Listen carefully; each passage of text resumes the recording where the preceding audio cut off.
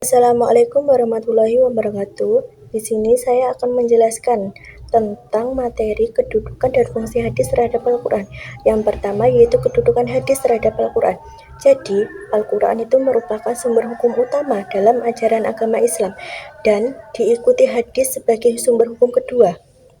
Nah, kedudukan Al-Quran sebagai sumber tertinggi artinya itu semua sumber dan norma harus selaras dengan isi Al-Quran. Sementara itu, kedudukan hadis itu juga memiliki peran yang sangat pentingnya di mana sebagai penjelas dan pelengkap ajaran Al-Quran. Dari itu, menggunakan hadis sebagai sumber kedua setelah Al-Quran merupakan suatu keharusan bagi seluruh umat Islam, yang dimana setiap umat Islam itu tidak bisa hanya menggunakan Al-Quran saja, tetapi juga harus percaya kepada hadis sebagai sumber kedua atau pelengkap dari isi Al-Quran tersebut. Mengikuti ajaran hadis sebagai landasan hidup sehari-hari merupakan kewajiban yang sama pentingnya dengan mengikuti ajaran Al-Quran, sebagaimana ditegaskan dalam Rasulullah SAW dalam hadis, Bismillahirrahmanirrahim. Taraktu fikum amrayni lan tadillu ma tamassaktum bihima kitaballahi wa sunnatan nabiy. Yang artinya, aku tinggalkan dua pusaka untukmu yang kamu tidak akan tersesat selagi kamu berpegang pada keduanya, yaitu kitab Allah dan sunnah Rasulnya. Hadis riwayat Malik. Dari uraian sunnah dan hadis di atas menunjukkan bahwa sebagai umat Islam wajib berpegang teguh kepada hadis dan Al-Quran dan menjadikan hadis sebagai pedoman hidup. Selanjutnya yaitu macam-macam hadis. Yang pertama yaitu hadis qauliyah atau disebut dengan perkataan, yang dimana hadis-hadis tersebut itu diucapkan langsung oleh Nabi Muhammad SAW dalam berbagai kesempatan terhadap berbagai masalah, yang kemudian dinukil oleh para sahabat dalam bentuknya yang utuh seperti apa yang diucapkan Nabi Muhammad SAW. Contohnya seperti hadis innama a'malu binniyati wa innama likulli amrihi ma nawa. Artinya bahwasannya amal perbuatan itu tergantung pada niatnya dan seorang hanya memperoleh dari apa yang diniatkan. Dari hadis tersebut itu salah satu perbuatan yang dapat kita terapkan dalam kehidupan sehari-hari, yaitu setiap kita akan melakukan perbuatan atau pekerjaan apapun itu harus diniati karena Allah SWT. Karena Allah SWT itu menilai perbuatan kita tergantung dari apa yang kita niatkan. Yang kedua yaitu hadis fi'liyah ataupun perbuatan. Hadis fi'liyah adalah hadis-hadis yang berkaitan dengan perbuatan yang dilakukan oleh Nabi Muhammad SAW yang dilihat atau diketahui oleh para sahabat, kemudian disampaikan kepada orang lain. Contohnya sebagai berikut, yaitu contohnya dalam hadis sallu kama ra'aitumuni ushalla, yang artinya sholatlah kalian sebagaimana kalian melihat aku sholat. Hadis tersebut itu memerintahkan umat Islam untuk mencontoh secara langsung perbuatan Nabi Muhammad SAW yang melaksanakan sholat. Tata cara sholat dilakukan Nabi Muhammad seperti berdiri, rukuk, duduk di antara dua sujud serta bacaan-bacaannya.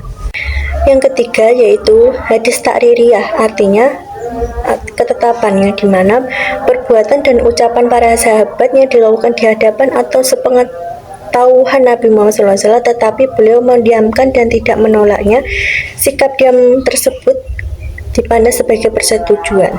Dan memahami ketiga jenis hadis tersebut, umat Islam itu dapat meneladani ajaran Nabi dalam berbagai aspek kehidupan, seperti dalam beribadah, berperilaku, dan berinteraksi dengan sesama manusia.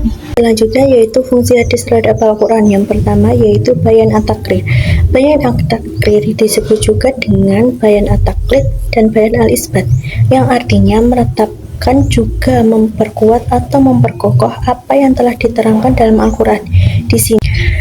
Di dalam bayan at-takrir ini berfungsi untuk membuat kandungan Al-Quran itu semakin kokoh dengan adanya penjelasan hadis tersebut. Nah, bayan at-takriri ini berfungsi untuk memantapkan, mengokohkan, dan menetapkan apa yang telah ada atau apa yang telah diterapkan oleh Al-Quran. Maka dari itu tidak perlunya untuk dilakukan lagi. Jadi hadis yang dikatakan sebagai bayan at-takrir terhadap ayat Al-Quran itu dikarenakan makna dari hadis tersebut itu sama dengan makna yang telah dijelaskan dalam Al-Quran, hanya saja bahasanya dan hukumnya ditinjau dengan lebih tegas. Yang kedua yaitu bayan at-tafsir.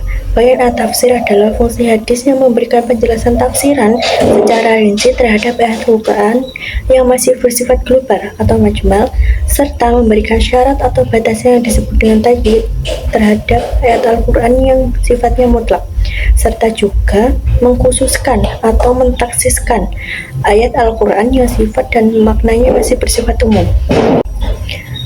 Contohnya adalah seperti perintah Allah Subhanahu wa Ta'ala yang tentang mengerjakan ibadah sholat, puasa, membayar zakat, dan menunaikan haji. Ayat-ayat tentang perintah tersebut itu masih bersifat global atau garis besarnya saja yang dijelaskan. Contoh, manusia itu diperintahkan untuk mengerjakan ibadah sholat, tetapi di dalam Al-Quran itu tidak ada penjelasan tentang bagaimana gerakan sholat, tidak dijelaskan apa saja rukun-rukunnya, dan juga kapan waktu untuk melaksanakan sholat tersebut. Dan yang ketiga yaitu bayan at-tasyri'. Bayan at-tasyri' di sini penjelasan hadis yang berupa mewujudkan, mengadakan atau menetapkan suatu hukum atau aturan syara yang tidak didapati nasnya dalam Al-Quran. Nah, Nabi Muhammad SAW itu berusaha menunjukkan suatu kepastian hukum terhadap beberapa persoalan yang muncul pada saat itu dengan sabdanya sendiri. Tetapi sebenarnya jika diperhatikan apa yang telah ditetapkan oleh Rasulullah SAW pada hakikatnya adalah memperluas makna terbatas atas apa yang telah disebutkan oleh Allah SWT dalam Al-Quran. Contohnya pada masalah zakat, Al-Quran itu tidak secara jelas menyebutkan beberapa yang harus dikeluarkan oleh seseorang muslim dalam zakat fitrah. Nah, selanjutnya yaitu setelah kita mempelajari dari fungsi dan kedudukan hadis tersebut, dapat dipahami bahwa seseorang muslim wajib mengamalkan keduanya dalam kehidupan sehari-hari sebagai pedoman utama yang mencakup berbagai aspek kehidupan. Sedangkan hadis juga berfungsi sebagai menjelaskan dan memperjelas perintah-perintah yang terdapat di dalamnya. Oleh sebab itu, Al-Quran dan hadis tidak dapat dipisahkan dalam bentuk pribadi atau dalam membentuk pribadi muslim yang soleh. Selain itu, dalam memahami ajaran Islam secara lebih mendalam, umat Islam juga memerlukan penjelasan dari para ulama terkait ketetapan dan hukum-hukum yang bersumber dari keduanya. Nah, di sini beberapa contoh perilaku orang yang berpegang teguh pada hadis dalam kehidupan sehari-hari. Yang pertama yaitu berperilaku jujur dalam setiap perkataan dan perbuatan, karena mengikuti ajaran Nabi Muhammad SAW selalu berkata benar. Yaitu melaksanakan sholat dengan benar sesuai dengan tuntunan Nabi Muhammad SAW dalam hadis. Dan yang ketiga yaitu berpegang teguh pada Al-Quran dan Sunnah sebagai panduan untuk menghindari kesesatan hidup. Yang keempat yaitu mengucapkan salam ketika bertemu dan membalas salam sebagai bentuk menjaga ukhuwah sesama muslim. Dan yang terakhir yaitu makan dan minum dengan adab yang baik, seperti membaca doa sebelum dan sesudah makan, serta tidak berlebihan.